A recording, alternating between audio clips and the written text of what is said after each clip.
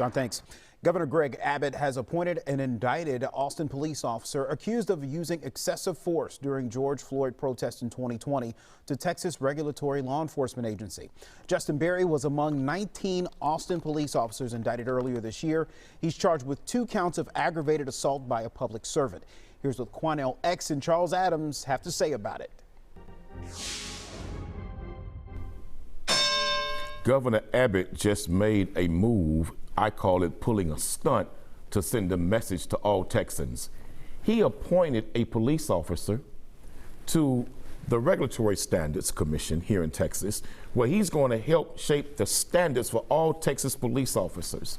Well, the cop that he appointed is the same cop that's currently under indictment right now for beating the hell out of protesters. Officers under his command were beating the hell out of men, women, and young people during the protest in Austin during the George Floyd protest. So now Governor Abbott steps in and appoints this man, rewards him with a great reward while he's still under indictment. He put a criminal, an indicted criminal, gave him a reward, gave him a promotion. Governor Abbott has lost his mind.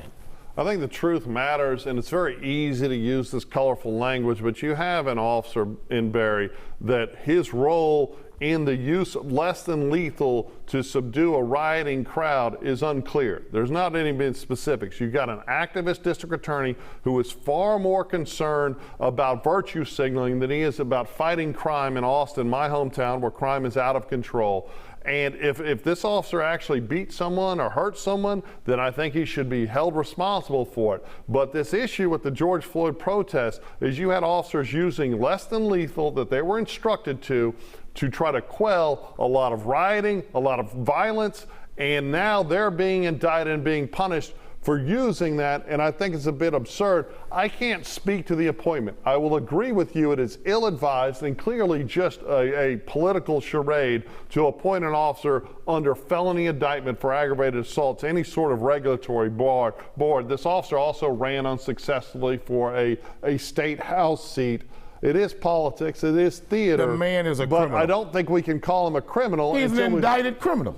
If he's indicted for a crime, he's a criminal. You know, Quanell, it's always interesting. I didn't say he was a convicted criminal. I said he's an indicted criminal, which he is. It's always funny how you want to say you're innocent until proven guilty when it's someone that you can. I didn't say convicted. I said indicted criminal. Calling a man a criminal when you don't even know exactly what the allegations against him are ridiculous. No, we witnessed how women were beaten by the officers under his command, and they were beating white women, black women, white men, and black men, and all races under his command in Austin during the George Floyd protest. How can a sitting governor take a man that's indicted on a criminal charge for using excessive use of force illegally, reward him with a promotion? That says a lot to black people in particular, and tells us a lot about that man. A lot of violence and undermanned, outgunned officers using less than lethal devices to try to quell a riot, right? And you have an activist DA trying to virtue signal to Twitter, indicting officers, many of which had nothing to do with the injuries that you speak of. Man, let me tell the brothers and sisters in the hood, if this is the game that they're going to play, well, then we need to reevaluate how we support these politicians and get them out of office. I don't support Greg Abbott. And get them out of office because they're leading this nation to hell and this state in particular. You can watch much more of Faceoff streaming Thursday nights at 7. Just go to fox26houston.com.